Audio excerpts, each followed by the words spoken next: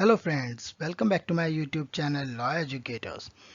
दोस्तों, जैसे कि आप जानते हैं कि अभी एग्ज़ाम्स का टाइम चल रहा है और हर जगह यूनिवर्सिटी एग्ज़ाम्स चल रही हैं, तो इस बीच में मैं एक क्विक रिवीजन वीडियो लेकर आया हूं जो कि ह्यूमन राइट्स लॉ के रिलेटेड है। दोस्तों, आज हम इस ह्यूमन राइट के टॉपिक में बात करेंगे ह्यूमन राइट के बारे में और ह्यूमन राइट्स के इम्पोर्टेंस के बारे में।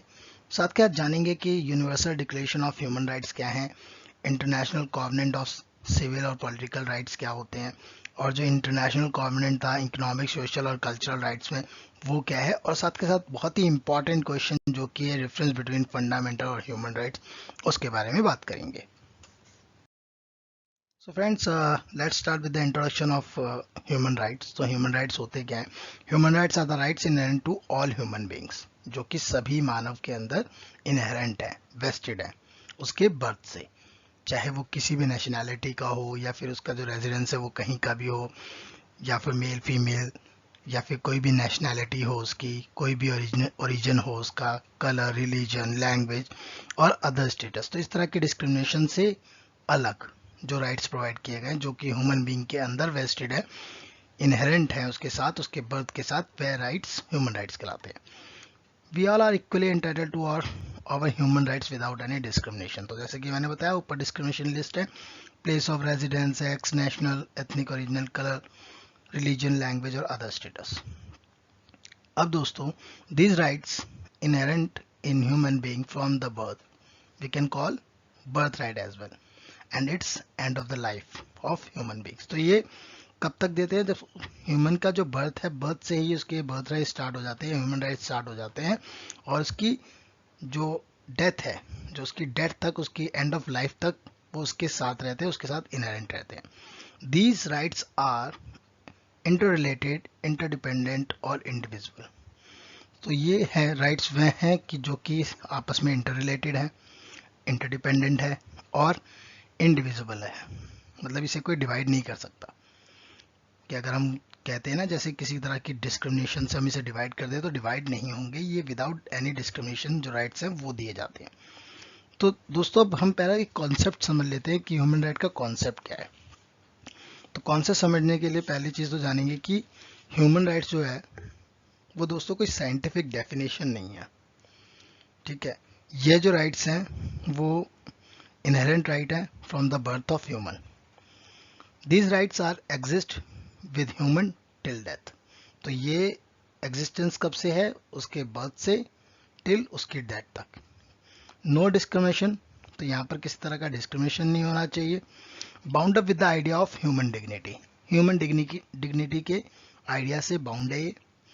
और पर्सनैलिटी डेवलपमेंट की जहाँ बात आती है, तो ये कॉन्सेप्ट वहाँ से लिया गया है कि कैसे जो है पर्सनैलिटी की डेवलपमेंट हो सोसाइटी के अंदर। और साथ के साथ ऐसी फ्रीडम्स जो कि कभी ना छीनी जाए, शुड नेवर बी इन्वेडेड। तो यहाँ पर ऑब्जेक्टिव की बात करते हैं दोस्तों, तो इसका मेन ऑब्जेक्ट जो है वह है assurance of right which is inherent from the birth of human being. No one can detach this right from them. तो उसके बर्थ से जो राइट दिया गया है, तो यहाँ पर ह्यूमन राइट्स का जो ऑब्जेक्टिव होता है कि हम ये एश्योर करें कि जो राइट उसे बर्थ से मिले हुए हैं उन्हें कोई छीन ना पाए, उन्हें उससे अलग ना किया जाए। Right which is inherent from the birth, like assembly, association, movement, thought, religion, information, speech, education and press. तो ये सारे बर्थ राइट्स हैं, हमें इकट्ठा होने की, एसोसिएशन करने की, मूवमेंट इधर से उधर जाने की, अपने थॉट्स की, रिलीजन की, किसी तरह की इंफॉर्मेशन लेने देने की, या फिर हम कह सकते हैं स्पीच की, एजुकेशन और प्रेस की। ये सारी जो राइट्स हैं ये बर्थ से जो इनहेरेंट है, इनका मेन ऑब्जेक्टिव है कि इनको एश्योरेंस दिया जाए, कि ये एश्योर्ड रहे कि ये राइट्स आपको कोई जो है आपसे डिटैच ना कर सके। तो ये ह्यूमन राइट का जो है मेन ऑब्जेक्टिव है। चलिए दोस्तों, अब ह्यूमन राइट के बारे में हम जान चुके हैं, तो अब बात करते हैं ह्यूमन राइट के क्लासिफिकेशन के बारे में, जो कि क्लासिफाइड किया गया है दो टाइप में, सिविल एंड पॉलिटिकल राइट्स, दूसरा है इकोनॉमिक, सोशल और कल्चरल राइट्स। हम इसको ब्रीफ में भी पढ़ेंगे आगे चल के दोस्तों। और अब बात करते हैं करेक्टरिस्टिक ऑफ ह्यूमन राइट्स की। तो कैसी करेक्टरिस्टिक है इसकी? किस करेक्टर का? यूनिवर्सल करेक्टर का। internationally guaranteed, legally protected, protects individual and groups, rights cannot be taken away, equal or indivisible, oblige state and government। तो अब इनका पूरा मतलब है कि यूनिवर्सल इन नेचर है, इंटरनेशनली गारंटीड है यूएन के द्वारा, लीगली प्रोटेक्टेड है बाय द कंट्रीज, प्रोटेक्ट करती है इंडिविजुअल और ग्रुप्स को, और कोई भी राइट्स जो हैं ह्यूमन राइट्स वो डिटैच नहीं किए जा सकते, सभी के लिए जो ह्यूमन राइट्स हैं वो इक्वल रहेंगे, इन अनडिवाइडेड रहेंगे, मतलब किसी तरह का डिवीज़न नहीं होगा उसमें, और ऑब्लाइज करते हैं स्टेट और गवर्नमेंट को कि इसे जो है प्रमोट किया जाए और प्रोटेक्शन प्रोवाइड की जाए। तो ये तो था करेक्टरिस्टिक। अब दोस्तों बात कर लेते हैं इसकी इम्पोर्टेंस की, कि इम्पोर्टेंस क्या क्या है ह्यूमन राइट के। तो पहला इम्पोर्टेंस जो है इसकी, human right ensure to fulfil the basic need of people. अब इसकी ह्यूमन राइट क्या इंश्योर करता है कि बेसिक नीड क्या है पीपल की, जैसे कि medicine, food, water, cloth, shelter. तो these are the basic needs. साथ के साथ प्रोटेक्ट करता है वल्नरेबल ग्रुप्स फ्रॉम अब्यूज, जैसे कि वल्नरेबल ग्रुप्स होते हैं उनको अब्यूज से जो है प्रोटेक्शन प्रोवाइड करता है। Allow people to stand up to social corruption, अब सोशल करप्शन के अगेंस्ट स्टैंड करने के लिए अलाउ करता है। एनकरेज करता है फ्रीडम ऑफ स्पीच और एक्सप्रेशन के लिए, फ्रीडम प्रोवाइड करता है to practise their religion, allow करता है people to love who they choose, जिसे वो चूज करते हैं, जिसे वो चाहें उससे प्यार कर सकते हैं। Human rights encourage equal work opportunities, सबको बराबरी का जो कार्य करने का अधिकार है। Give access to education, human rights जो है एजुकेशन एक्सेस करने का, मतलब सभी को पढ़ाई करने का जो है, एजुकेशन ग्रैब करने का, लेने का जो है राइट प्रोवाइड करता है। साथ में प्रोटेक्ट करता है एनवायरनमेंट को, जो एनवायरनमेंट प्रोटेक्शन है वो भी ह्यूमन राइट्स के अंदर आती है। तो ह्यूमन राइट्स एक प्रोवाइड किए गए हैं कि protect the environment. Human rights provide a universal standard that holds government accountable, तो एक यूनिवर्सल स्टैंडर्ड बना दिया गया है जिसे कि गवर्नमेंट को किसी भी, अगर इनमें से किसी तरह के ह्यूमन राइट का वायलेशन होता है तो गवर्नमेंट ही अकाउंटेबल होगी। अब दोस्तों आगे बढ़ते हैं और बात करते हैं universal declaration of human rights की। इसे माइलस्टोन डॉक्यूमेंट कहा जाता है, जो कि हिस्ट्री ऑफ ह्यूमन राइट्स से रिलेटेड है, और ये पहला आउटकम है, मेजर आउटकम है, जो कि चार्टर प्रोविजन के बाद लिया गया है। अब दोस्तों जैसे कि चार्टर प्रोविजन की बात है, तो यूडीएचआर जो है वो चार्टर प्रोविजन से लिया गया है, और चार्टर प्रोविजन के आर्टिकल 68 जो कि बात करते हैं कमीशन की, सोशल और इकोनॉमिक काउंसिल के द्वारा जो कमीशन बनाई गई थी, उस कमीशन ने इसकी 2 साल की स्टडी की, तब जाके जो है यूडीएचआर को ड्राफ्ट किया गया। अब ड्राफ्ट हो गया, अब इसका अप्रूवल और एडॉप्शन दोनों ही दोस्तों जनरल असेंबली में हुआ, मतलब जनरल असेंबली के द्वारा किया गया 10 दिसंबर 1948। तो 10 दिसंबर 1948 में इसका जो है जनरल असेंबली में अप्रूवल और एडॉप्शन किया गया एट पेरिस के अंदर। It was approved on the majority votes of 48 out of 58। तो 58 कंट्रीज में से 48 कंट्रीज ने इसे अप्रूव किया। Every year on 10 December, the adoption of UDHR is celebrated as Human Rights Day। तो कभी दोस्तों क्वेश्चन आ जाए आपका ह्यूमन राइट्स डे किस दिन सेलिब्रेट किया जाता है, तो एवरी 10th ऑफ दिसंबर, क्योंकि उसी दिन जो है 1948 में इसको अप्रूव्ड और अडॉप्ट किया गया था। तो वर्ल्ड वाइड इसे इंटरनेशनल ह्यूमन राइट्स डे के नाम से भी जाना जाता है और सेलिब्रेट किया जाता है। तो डिक्लेरेशन के अंदर दोस्तों 30 आर्टिकल हैं जो कि इंडिविजुअल राइट्स के से रिलेटेड है, इंडिविजुअल राइट्स की बात करते हैं, और हाल ही 1998 में इसकी 50th एनिवर्सरी जो है यूडीएचआर की एडॉप्शन की वो की गई है और उसे प्रोक्लेम किया गया था ह्यूमन राइट्स ईयर। तो जब 50th एनिवर्सरी के रिलेटेड आपको कोई क्वेश्चन आ जाता है दोस्तों, तो आप बता सकते हैं कि 50th एनिवर्सरी जो थी यूडीएचआर की वो 1998 में थी और उसे ह्यूमन राइट ईयर के नाम से प्रोक्लेम किया गया था। अब दोस्तों बात कर लेते हैं कुछ आर्टिकल्स की, तो जल्दी से इसको हम गो थ्रू हो जाते हैं इस आर्टिकल से। तो आर्टिकल 1 कहता है कि जो सारी ह्यूमन बींग्स हैं are free, born free and equal in dignity and rights. तो सभी फ्रीली बॉर्न है और सभी को इक्वल डिग्निटी और राइट्स प्रोवाइड करी जाएगी, ये आर्टिकल 1 में कहा गया था। आर्टिकल 2 कहता है यूडीएचआर का कि everyone is entitled to all the rights and freedoms set for in this declaration.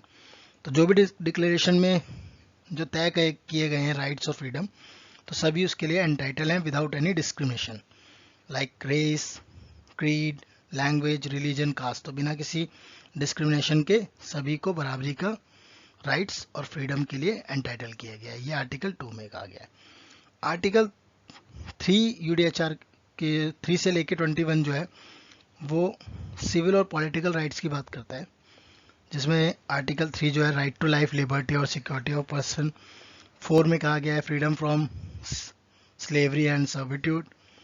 5 में बताया गया है प्रोहिबिशन अगेंस्ट टॉर्चर। 6 से 11 में बात की गई है right to equality before the law.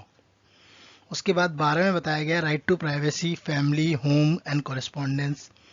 13 में बात की गई है right to freedom of movement and residence. 14 right to seek asylum. 15 right to nationality. 16 में बताया गया है राइट टू मैरी और रेज अ फैमिली। 17 में right to own property. 18 right to freedom of thoughts, conscience and religion.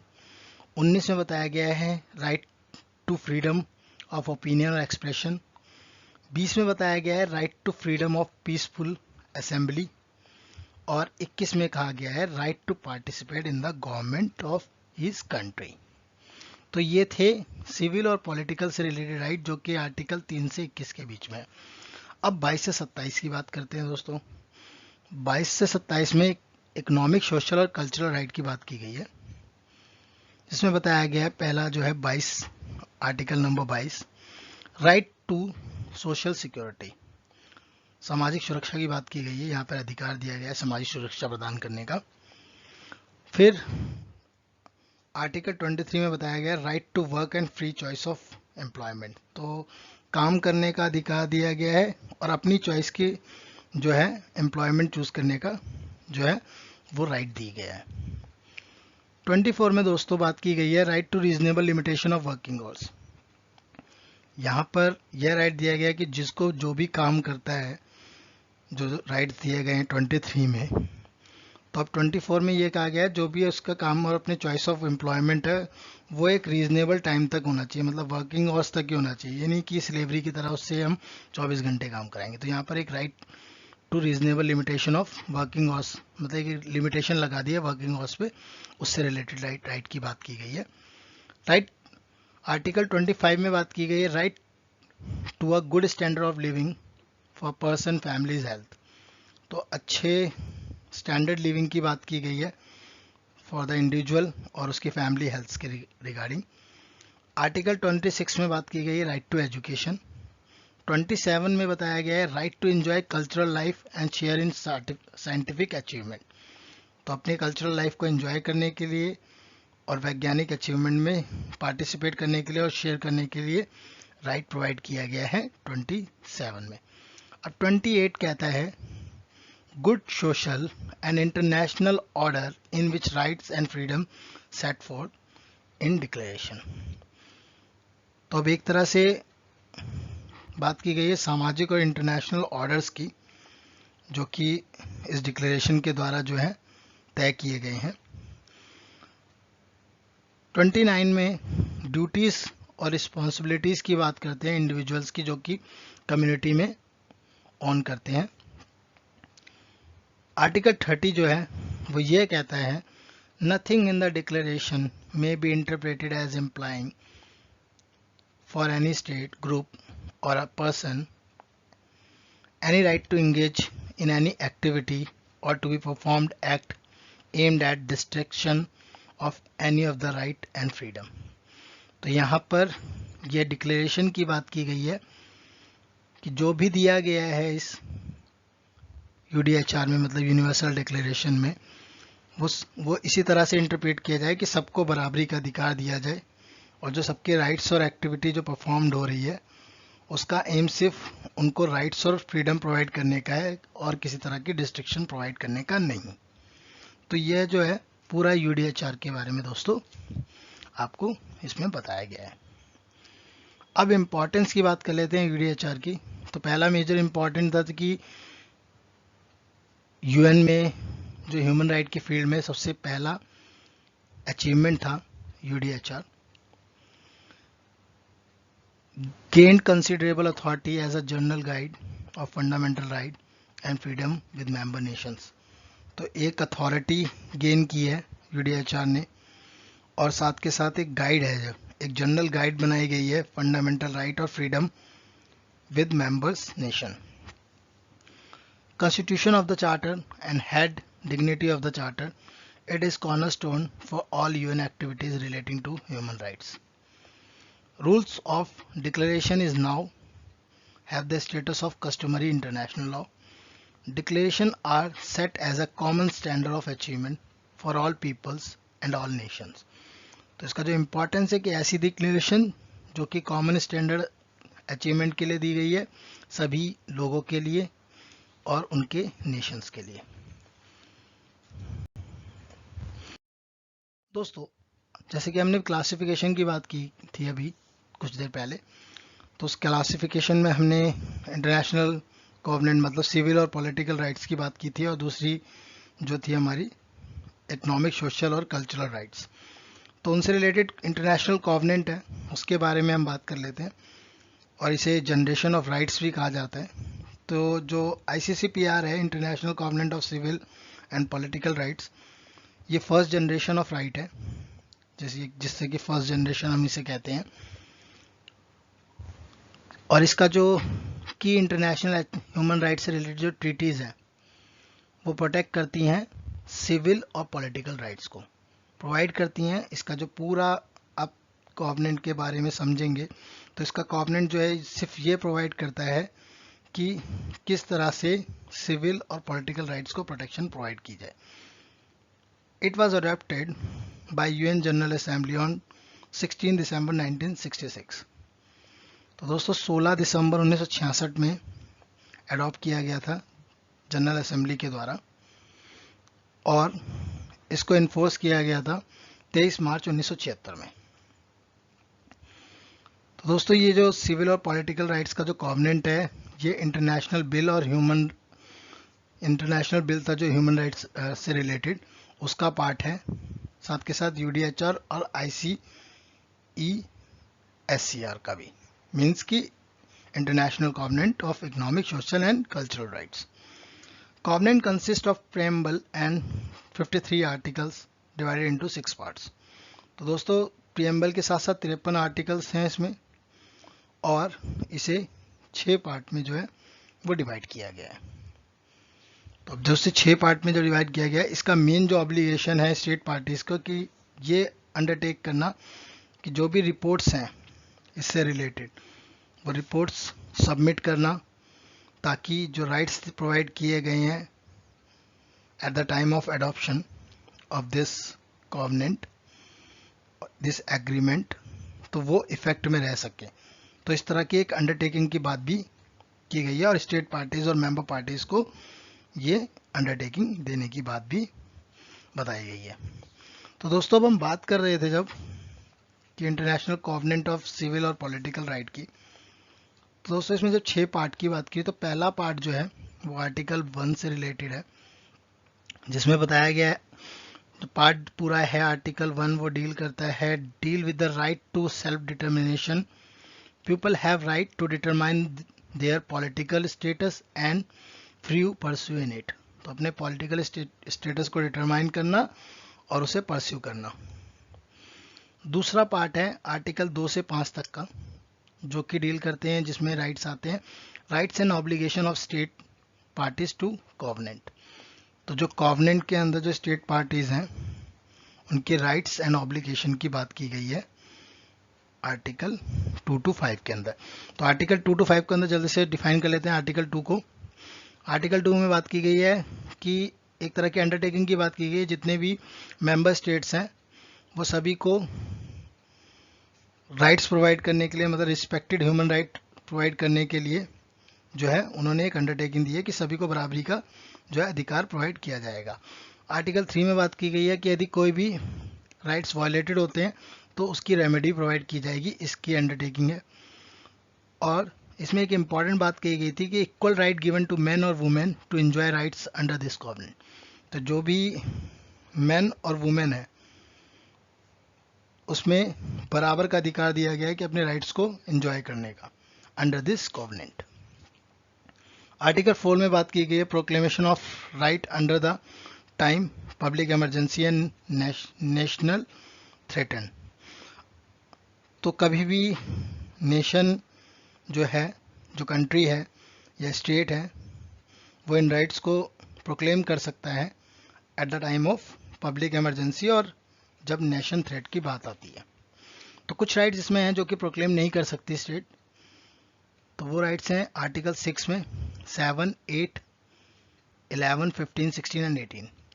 Right to life, freedom from torture, freedom from slavery, freedom from imprisonment for inability to fulfill a contractual liabilities, freedom of thought, concise and religions। तो ये जो rights हैं और freedoms हैं इनको proclaim नहीं कर सकती, बाकी सारी जो राइट्स प्रोवाइड किए जा रहे हैं उनको प्रोक्लेम कर सकती है at the time of public emergency या नेशनल थ्रेट के टाइम पे। अब पार्ट 3 में बात की गई है आर्टिकल 6 से लेके 27 तक की, जो कि डील करता है राइट और फ्रीडम ऑफ इंडिविजुअल। तो जो भी राइट्स और फ्रीडम है इंडिविजुअल से रिलेटेड उसके बारे में बात करता है। तो आप इसको ब्रीफ में भी जाके पढ़ सकते हैं। पार्ट 4 में आर्टिकल 28 से 45 की बात की गई है कि वहाँ पर जो भी ह्यूमन राइट्स से रिलेटेड कमिटी है उनको किस तरह से उन्हें इस्टेब्लिश किया जाए, उनकी गवर्नेंस और साथ के साथ reporting and monitoring of covenant. तो इसके बारे में बताया गया है आर्टिकल 28 से 45 में।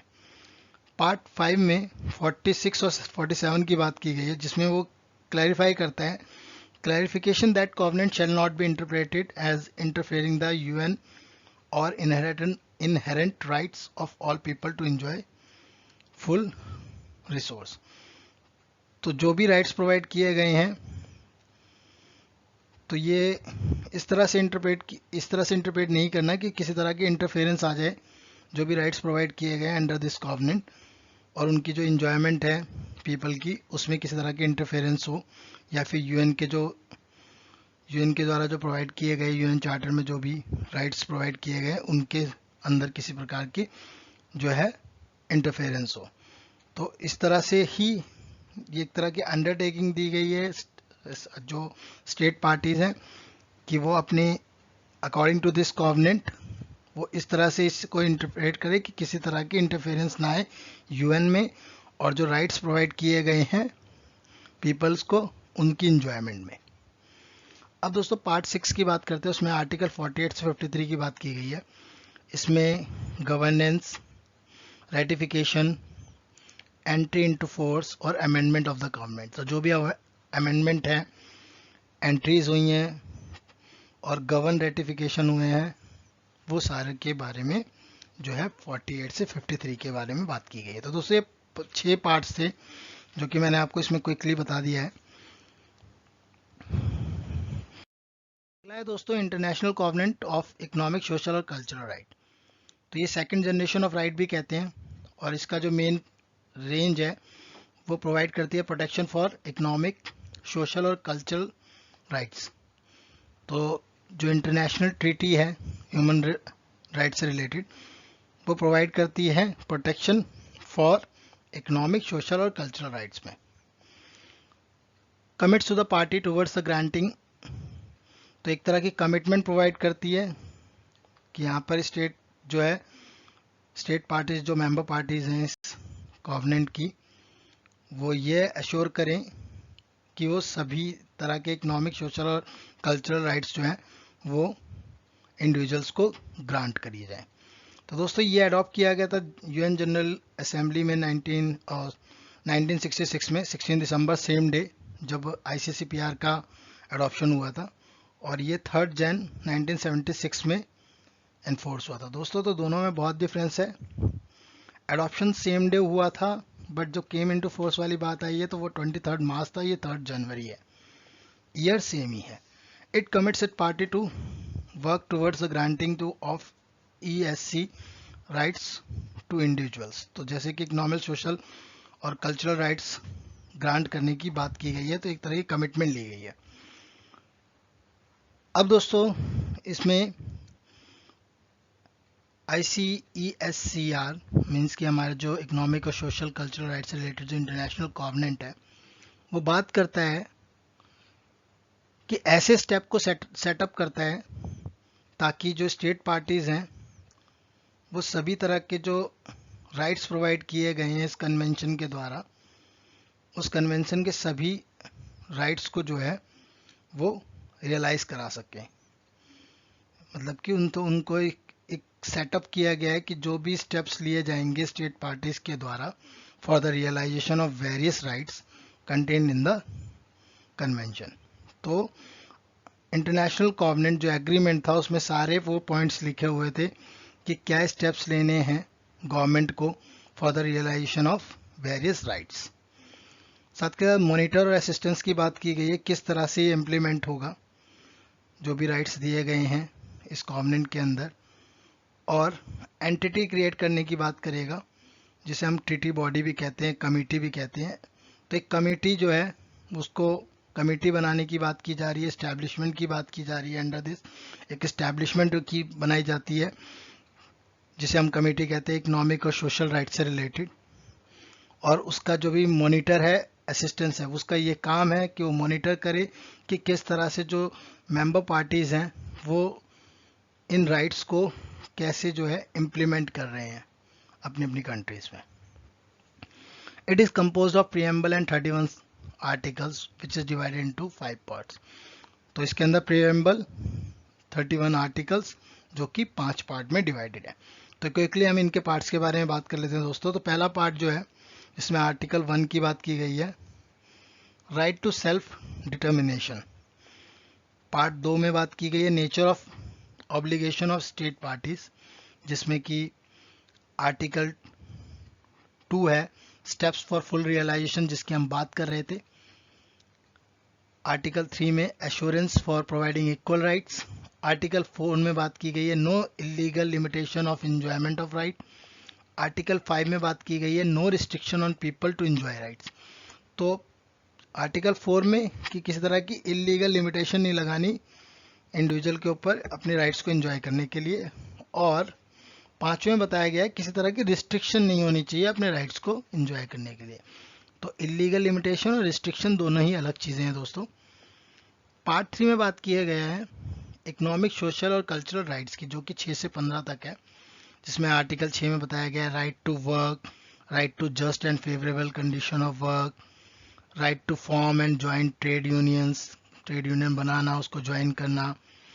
आर्टिकल 12 में बात किया गया है right to physical and mental health. Article 13 और 14 में बात की गई है राइट टू एजुकेशन। तो राइट टू एजुकेशन की बात की गई है 13 में, और प्राइमरी एजुकेशन को कंपलसरी करने की बात की गई है आर्टिकल 14 में। अब पार्ट 4 की बात करते हैं, जिसमें कि रिपोर्ट्स की बात की गई हैं, जो भी मशीनरी है इम्प्लीमेंटेशन के लिए उसकी बात की गई है, और इसमें आर्टिकल 16 से 25 की बात की गई है। इसमें यह बताया गया है कि जो भी स्टेट पार्टीज हैं ये अंडरटेक करेंगी कि कौन कौन से मेजर एज स्टेप्स उन्होंने लिए हैं, ठीक है, at the time of adoption of this covenants for progression of realization of rights. तो राइट्स को रियलाइज करने के लिए कौन कौन से जो है उन्होंने स्टेप्स लिए हैं या मेजर्स लिए हैं, उसकी एक रिपोर्ट तैयार करनी है। तो उस रिपोर्ट की अंडरटेकिंग यहाँ पे दी है। तो जो रिपोर्ट्स है वो यूएन सेक्रेटरी जनरल को जो है सबमिट की जाएगी, और वो यूएन जनरल सेक्रेटरी जो है इकोसॉक, इकोनॉमिक एंड सोशल काउंसिल, उसको ये रिपोर्ट ट्रांसफ़र करेगा और फिर इकोसॉक जो है वो रिपोर्ट सबमिट करेगा time to time general assembly में विद रिकमेंडेशन। तो एक पूरी हायरार्की की बात की गई है कि किस तरह से रिपोर्ट्स जो है वो सबमिशन होगा रिपोर्ट्स का, वो आर्टिकल 16 से 25 की बात की गई है। पार्ट 5 में सिग्नेचर, रेटिफिकेशन एंड एसेशन की बात की गई है कि किस तरह से सिग्नेचर्स हैं, यहाँ पे रेटिफिकेशन है, एक्सेस कैसे है, तो इन सब के बारे में बात की गई है आर्टिकल 26 से 31 तक। तो दोस्तों ये कुछ इंपॉर्टेंट बातें थी जो कि इससे रिलेटेड मैं आपको बता चुका हूँ। अब दोस्तों ये जैसे कि हम इतना कुछ जान चुके हैं ICCPR और ICESCR के बारे में, अब थोड़ी बात कर लेते हैं दोस्तों कि एक बहुत ही इम्पॉर्टेंट क्वेश्चन जो है वो कई बार एग्जाम में पूछा गया है जो कि फंडामेंटल और ह्यूमन राइट्स से रिलेटेड है। तो डिफरेंस पूछा जाता है कि फंडामेंटल राइट्स और ह्यूमन राइट्स में डिफरेंस क्या है। तो हम स्टार्ट करते हैं, कुछ 5 डिफरेंस के बारे में मैंने यहाँ बताया दोस्तों, तो आप इसको ब्रीफ में भी पढ़ सकते हैं जाकर। तो पहले मीनिंग में जान लेते हैं। तो फंडामेंटल राइट्स वो हैं जो कि प्राइमरी राइट्स हैं जो कि सिटीजन्स को प्रोवाइड किए गए हैं और ये जस्टिफिएबल और रिटर्न इन कॉन्स्टिट्यूशन है। तो कॉन्स्टिट्यूशन में जो रिटर्न राइट्स हैं ये वही राइट्स हैं जो कि फंडामेंटल राइट्स कहलाते हैं। अब ह्यूमन राइट्स वो राइट्स होते हैं जो कि ह्यूमन के अंदर जो है इनहेरेंट होते हैं, वेस्टेड होते हैं from the birth without any discrimination. दूसरा पॉइंट है वो है एक्सप्लेनेशन। तो यहाँ पर जो फंडामेंटल राइट्स हैं वो कंपनी के द्वारा, जो कंपनी के कॉन्स्टिट्यूशन है उसके द्वारा अवार्ड किए जाते हैं, प्रोवाइड किए जाते हैं, और ये सिर्फ उस पर्टिकुलर कॉन्स्टिट्यूशन की जुरिडिक्शन में ही फॉल करते हैं। लेट्स इंडिया के कॉन्स्टिट्यूशन में, तो कॉन्स्टिट्यूशन ऑफ इंडिया में जो पार्ट 3 में फंडामेंटल राइट्स दिए गए हैं वो सिर्फ इंडिया की जुरिडिक्शन में ही वैलिड है। बट ह्यूमन राइट्स जो हैं वो प्रोटेक्ट करते हैं एक ह्यूमन को दूसरे ह्यूमन से, और एक मोरल विजन लेकर चलते हैं जो कि सबके द्वारा, सभी देश के द्वारा जो है एग्री किया गया है कि भाई वो इस तरह की ह्यूमन प्रोटेक्शन प्रोवाइड करेंगे ह्यूमन राइट्स के रूप में। तो इस तरह के राइट्स जो हैं जो कि यूनिवर्सल हैं। तो ओरिजिन कहाँ से हुआ है, तो ओरिजिन की बात करते हैं तो जो फंडामेंटल राइट्स हैं वो उसकी ओरिजिनेशन हुई है डेमोक्रेटिक सोसाइटी के द्वारा।